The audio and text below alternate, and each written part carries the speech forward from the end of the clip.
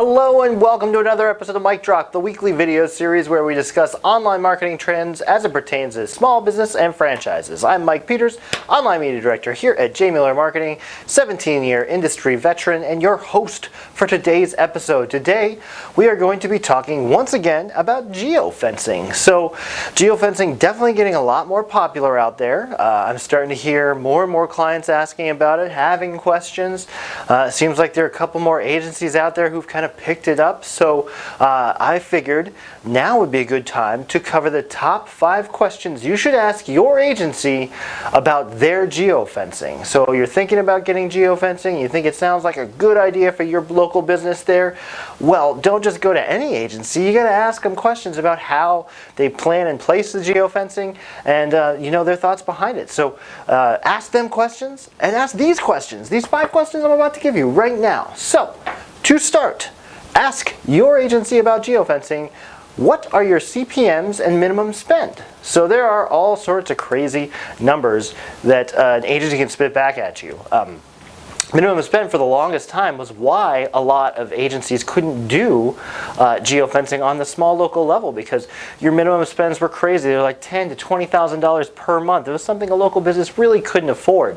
But it's gotten a lot more affordable. There are a lot more tools out there, and savvy agencies know how to find and use these tools. And so now I know here at J. Miller Marketing, we've been able to get that minimum spend down to $500. It's a lot more palatable for a small business to do some local marketing. So $500 minimum spend, and then CPMs. CPMs is cost per thousand if you didn't know, but it's what you're paying per 1,000 impressions. And so CPMs are determined by many factors, but a lot of it is in terms of it's what the data. There's data that you're getting. So in geofencing, it's the geo-positional data. We're adding that, is making our CPMs a little bit more expensive.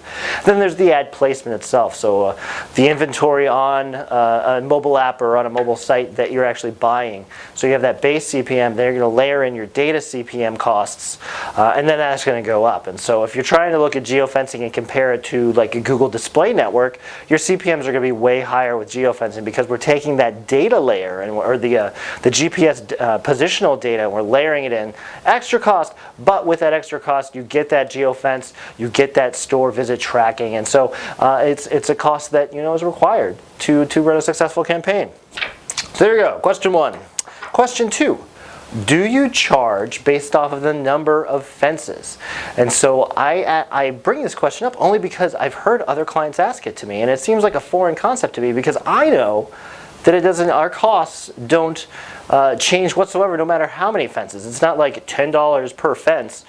It doesn't require any additional money to set up tons of fences. The only limit to the fences I know is 1 million, and that's just because the system, at least the system we use, can only hold 1 million addresses or 1 million fences. So we can run as many fences as you like, and the cost doesn't change whatsoever. What the cost is doing is funding your ads, and so if you have a ton of fences, perhaps your ad spend might get divvied up a little smaller than normal because it's trying to reach all of those fences, but a good agency is going to be looking at this and then taking out fences as your campaign goes, so that the money is being focused on the right fences. So not really an issue, the number of fences, and certainly be wary if an agency is trying to tell you, oh, if you want to do 10 fences, it's going to be this. If you want to do 20 fences, it's going to be that. No. There's not really any sort of reason other than they're just trying to get more money out of you. There you go. Oh, hit my light. Eek.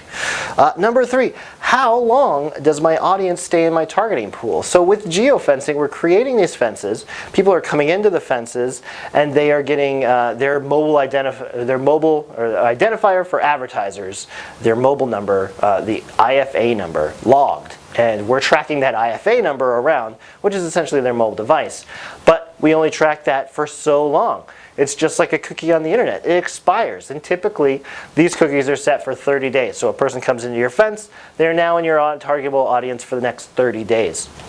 Now you can adjust this window, and oftentimes we do, and we're finding actually with geofencing, you probably want to lean more towards a smaller fence, maybe, or a smaller duration, maybe like 7 days, because who knows, like if they come to your store on day 29 and they saw the ad 29 days ago, did that really influence them? We don't know. So we're starting to shorten our tracking windows so that we can be more confident that our ad actually encouraged that decision to come into the store.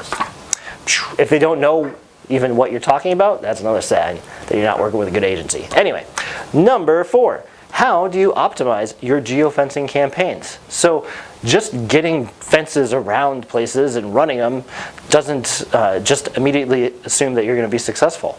An agency has to be looking at these fences and the performance and seeing how things are working, seeing if these fences are spending a lot of money but not generating people to come into your store, or vice versa.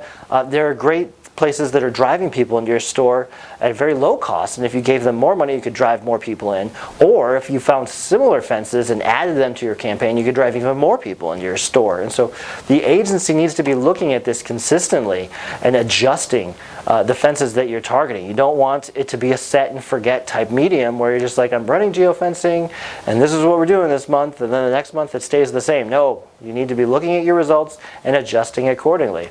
In addition to the actual fences, there's a ton of other things we can be looking at. We can be looking at frequency, so the amount of time somebody's seeing your ad, times a day they're seeing it, that conversion window, so adjusting the conversion window based on results, day parting things, event targeting things, all sorts of things that we can do to make your campaigns better, but only if we are constantly optimizing. So make sure your agency is constantly optimizing. Ask them what they're doing to optimize so you have a confidence that they are invested in your campaign.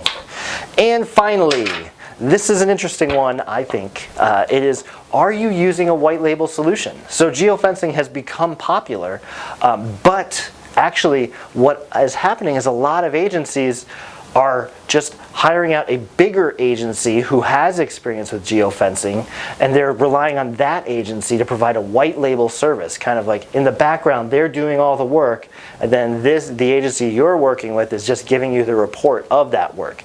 And so why is that bad, Mike, you ask? Well, it's not necessarily bad because you're still getting results. You still have an agency that's like working to try to make it better, but what's happening is this white label agency is not doing it for free. And so those CPMs I talked to you about on the first one, those CPMs, that's another layer of cost that's being added. And so if you're just going through an agency like J. Miller who buys it direct, your CPM is going to be $350. But if you're going through an agency that's using a white label solution, they have to pay that other agency. So you could see that CPM jump up to $5, $10, depending on the margin they select for themselves. It could be $20. And so you can certainly use white labeled agencies that are providing geofencing, but I would caution against it. If you can find an agency who just does it straight without any sort of like inflation or any sort of like commissions added to it, you're going to be able to dedicate more of your ad spend to actually placing ads instead of paying the agencies. So keep that in mind. Ask that question. They'll be like, well, who taught you that word, white labeled agency? And you can tell them Mike at J. Miller Marketing gave you the heads up. So without any more note cards, that means this mic is officially dropped. Talk to you next week, guys.